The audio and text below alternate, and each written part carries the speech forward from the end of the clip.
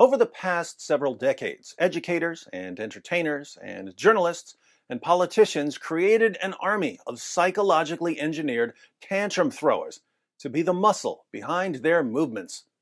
But when these megalomaniacal sacks of rage emerged from their incubation safe spaces, they started turning on the people who made them. Who'da thunk it? It's only been the plotline of like 800 movies and books. Human beings create something that eventually rises up against them. We build powerful computers, but then the computers become self-aware and we suddenly find ourselves fighting against Terminators or trapped in the Matrix. We get some dinosaur DNA and decide to make dinosaurs, but oh no, the dinosaurs are eating us. We make super soldiers or monsters, but the super soldiers or monsters just don't respect our authority, and we end up in a struggle for our very existence. Well, it actually happened. These college professors and actors and reporters created a monster, and now that monster is eating them. But they decided to fight back with a letter in Harper's Magazine. So, their failsafe, their emergency shutdown plan is a letter.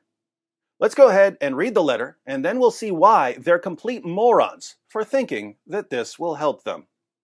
A letter on justice and open debate. Antifa loves justice, so this is sure to melt their hearts. Our cultural institutions are facing a moment of trial. Powerful protests for racial and social justice are leading to overdue demands for police reform, along with wider calls for greater equality and inclusion across our society, not least in higher education, journalism, philanthropy, and the arts. But this needed reckoning has also intensified a new set of moral attitudes and political commitments that tend to weaken our norms of open debate and toleration of differences in favor of ideological conformity. As we applaud the first development, we also raise our voices against the second. Uh-oh, they're raising their voices. The woke mob must be trembling in their balaclavas. I hope they don't drop their Molotov cocktails. The forces of illiberalism are gaining strength throughout the world and have a powerful ally in Donald Trump, who represents a real threat to democracy. But resistance must not be allowed to harden into its own brand of dogma or coercion, which right-wing demagogues are already exploiting. The democratic inclusion we want can be achieved only if we speak out against the intolerant climate that has set in on all sides. So far, so good. The woke mob doesn't like Donald Trump, so we'll tell them that riots and cancel culture are helping Donald Trump. That'll calm them down. The free exchange of information and ideas, the lifeblood of a liberal society, is daily becoming more constricted. While we have come to expect this on the radical right, censoriousness is also spreading more widely in our culture. An intolerance of opposing views, a vogue for public shaming and ostracism, and the tendency to dissolve complex policy issues in a blinding moral certainty. We uphold the value of robust and even caustic counterspeech from all quarters. But it is now all too common to hear calls for swift and severe retribution in response to perceived transgressions of speech and thought. More troubling still, institutional leaders, in a spirit of panicked damage control, are delivering hasty and disproportionate punishments instead of considered reforms. And here's where we find out that this entire letter is really about self-preservation. It's not that the authors and signers of the letter actually care about the free exchange of information, it's that they're also being canceled, and they don't like that very much. Editors are fired for running controversial pieces. Books are withdrawn for alleged inauthenticity. Journalists are barred from writing on certain topics. Professors are investigated for quoting works of literature in class. A researcher is fired for circulating a peer-reviewed academic study. And the heads of organizations are ousted for what are sometimes just clumsy mistakes. Poor victims of the monster they created.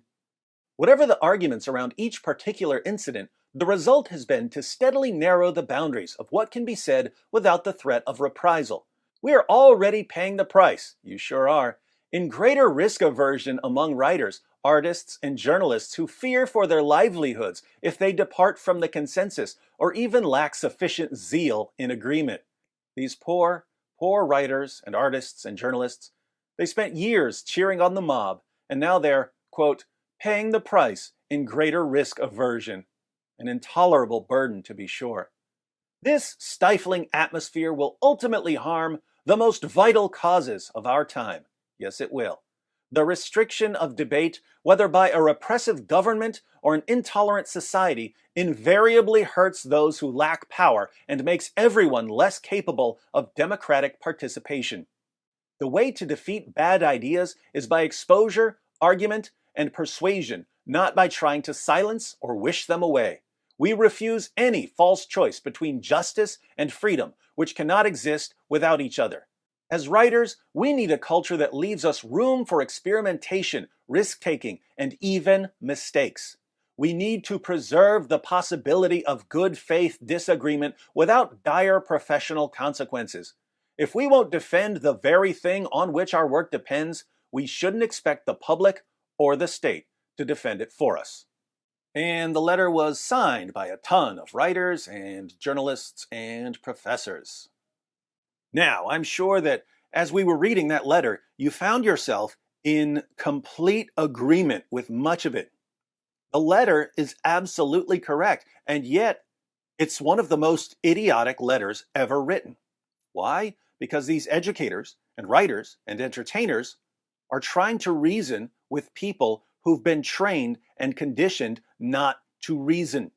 They created a monster that's incapable of rational thought, that's driven purely by rage, that doesn't feel pity or remorse, that's programmed only to destroy. And they're deluded enough to think that their magic bullet is a carefully worded letter. Sorry, Dr. Frankensteins, but your monster is coming for you. And it's just not a big fan of Harper's Magazine.